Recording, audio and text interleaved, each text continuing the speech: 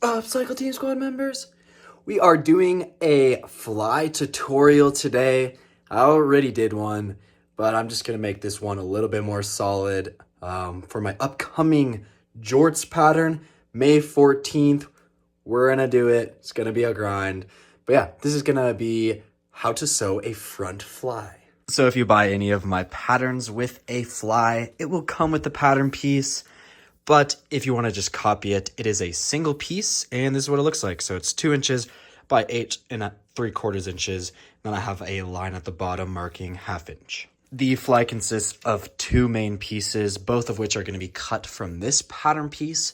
So for our first one, you're going to fold a piece of fabric in half, lay it on, and then cut on the fold with this 1/2 inch, not folded up. So when we do the other piece, we'll fold it up. This one we are going to have unfolded. So cutting on the fold, so it'll be one big piece. First piece complete. For the second piece, we're going to just be doing one layer and folding up this 1/2 inch. Now head to the iron with your 2 pieces. Give them a nice little press, and depending on the thickness of the material you are using, you are going to want to face it. So if it's thin, you're probably going to want to face it, just so your fly has some good structure. I actually came upon some fusible facing at the thrift store, but you can face it with any material that you would like, just something with a little more structure. So this is fusible, so I can just iron it and it'll stick to my other piece. Not absolutely necessary. You can just cut out a piece of the same shape and put it to the back to give it more structure. Now, I used to always skip facing, but it does make the certain details that do use facing look quite a bit cleaner. So now that I have the interfacing, I use it. For the longest time though, these pants are made out of a bed sheet. I used to use denim to face it. Pretty much works the same exact way. It just doesn't stick to the fabric piece. Now we are going to head to the overlocker. You can do a zigzag instead and then just trim the edge. I would recommend getting a serger though. I got this at the thrift store for $12 without the power cord. Bought the power cord for like $20. First things first, we are going to be finishing this bottom edge all the way to the top. In my first tutorial, I just went boom, boom, but now I've been just rounding it out. So just like this, we are just rounding that corner. Boom, yeah, all the way to the top.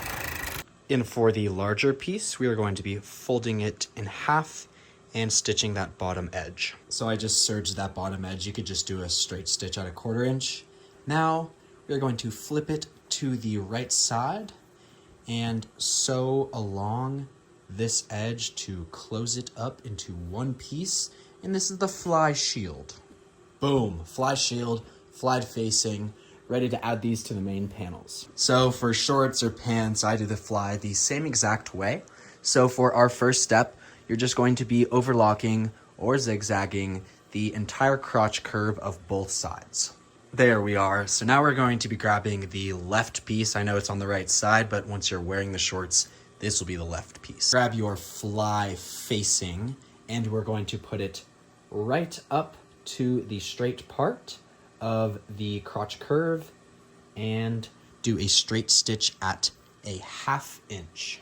Once you straight stitched at a 1/2 inch, we're going to be folding it all the way over, bringing it to the iron and giving it a nice press. So like I said, folding it all the way over, you can actually flip it over, and now we are giving it a nice press.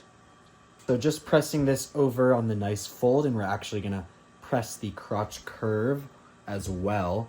Just make sure that you really roll this fabric out so it's right to the seam.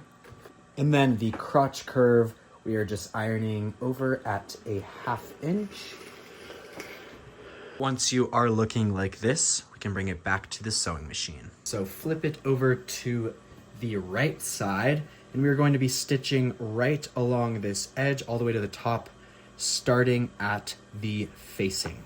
So, like I said, just right on that edge. It's also like an 1/8 inch. There we go. We have a nice little top stitch on the edge there. And now grab your zipper. I'm using a 7-inch YKK zipper. You can use pretty much any zipper from 5 to 8 inches. So what I'm going to do, as you can see, that's what we're looking like from the underside. I'm going to flip out my fly facing and then lay my zipper face down on the fly facing, lining up this edge to the edge that we just top stitched. So like I said, that edge that we top stitched, we're lining this side of the zipper up to, and then the zipper stop at the top, we're going to be putting that just over a 1/2 inch from the top there. Now we're actually going to be only sewing this right side. So you can put a few clips or pins on the left side to keep it in place. So I have my zipper face down and I clipped this left side right up to the edge. Now I'm going to be starting at the bottom, stitching right up next to those teeth, and then coming back on the edge of the zipper tape. You might want to put a zipper foot in here. My foot gets close enough to the zipper, but your choice. When you get to the top, I'm actually going to take out my clips so I can unzip the zipper and get right up to the teeth at the top. So I'm stopping at the top here.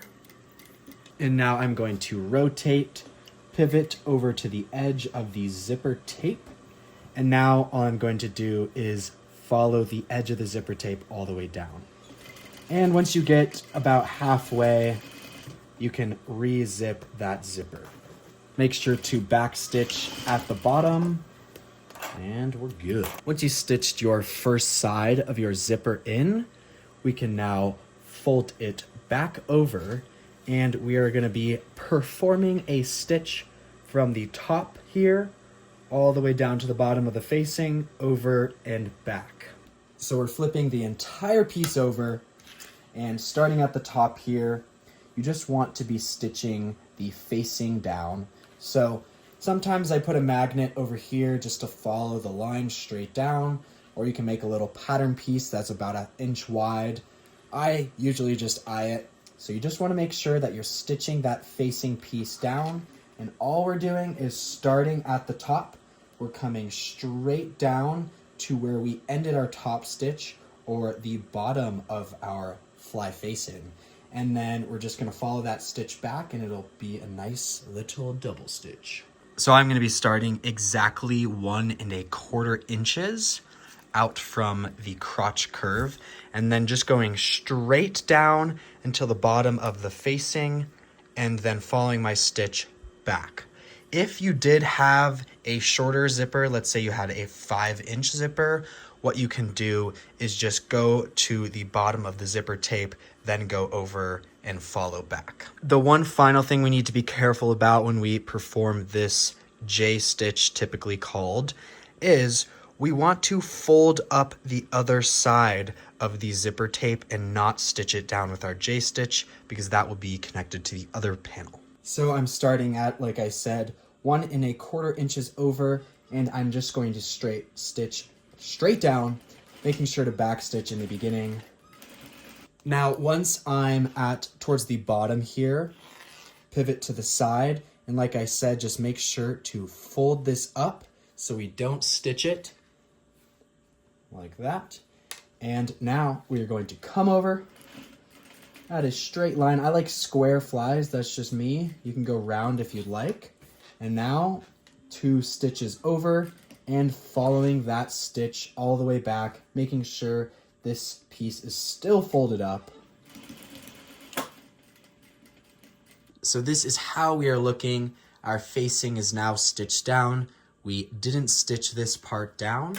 So all we did is went straight down from the top, over, back, and followed that stitch. And when you just follow the edge of your foot to your original stitch, a double stitch is easy to make look very clean.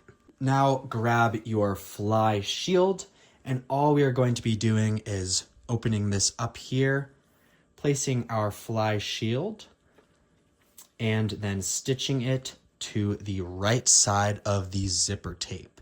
And we're just going to line up the fly shield to the top of the other side here. And you want to just make sure that it goes just past the fly facing here. And once you get about halfway, Put your needle into the fabric and unzip. Now that your fly shield is stitched in, we are going to move to the right panel of the front. First things first, I'm going to flip it over and iron over the crotch curve at a 1/2 inch. You don't need to iron the entire crotch curve, just most of the straight section. Grab your other panel that already has the zipper on it, and with the piece that we just ironed over, we're going to put it up to the other side of the zipper. And now I'm just going to take note right after the end of the zipper and before the end of the fly facing. I'm just going to put my finger and we are going to snip at a 1/2 inch. You just want to make sure it's before the end of the fly shield and after the end of the zipper. Gonna give it one more press, so this will be folded over and then this will just be laying flat. Now we are back at the sewing machine and I'm going to be placing this piece that we just ironed right up to the other side of the zipper, starting at the top, and feel free to pin here. As you can see, that fold ends after the end of the zipper, before the end of the fly shield. And now all we are going to be doing is stitching, stitching on the edge from the top all the way to the bottom. So I typically wouldn't pin here, but just to give you all a visual, so we pinned the side that we just ironed to the left side of the zipper. Now we're going to be sewing along this edge, coming over one stitch and then just coming right back next to that stitch and finishing at the top. I usually go back and forth right before the zipper pulley, and then I will unzip about halfway, go to the zipper pulley, then rezip and do what I said. So we came all the way down on the edge there. Now I'm going to be going over just one stitch and coming back, following this stitch at about 1/8 inch. You can also tack down this piece that we snipped just so it stays in place. There we are. So got a nice little double stitch going, and I did tack down that piece that we clipped. Now you can really see our fly is coming together. All we have to sew is the end of the crotch curve. So for our final step, this is a pretty simple step. I honestly never pin here, but all we're going to be doing is this piece that is folded over. You're going to lay it down, lining up the edge of the fabric to the edge of the fabric. And all we're going to be doing is sewing what some people call maybe a fake flat felt seam. I don't call it anything specifically. But yeah, I kind of just use my fingers and sew along the edge all the way up, over, back, and then down following that stitch. I'm gonna put some pins in place. Definitely can take some practice to do this without the pins, so I would recommend pinning for your first couple of times. So like I said, we're gonna be just edge stitching all the way up to this stitch right here, coming over, back, and then following that stitch down. And what that will do, it'll close up the crotch curve, and it will also stitch the end of the fly shield, the bottom of the fly shield, down. And always back stitching when you start and finish for everything. There's the edge stitch. Now we are at the bottom of our J stitch, and I'm going to come over, like I said, then literally just following that stitch back to the other side of my stitch and then following it down. You can also go back and forth right here because that will be one of the stressor points when the fly is open. So I went over stitching that fly shield in place. Now I am back to that original edge stitch, and I'm just going to follow it with the edge of my foot. Boom shakalaka, Upcycle Wizard, you are complete. So that's how we're looking from the outside and on the inside. Stupid clean. And yeah, I mean, there's a million ways to do a front fly. This is how I do it, and I think this is definitely one of the easiest foolproof ways to do it. So yeah, make sure to like and subscribe.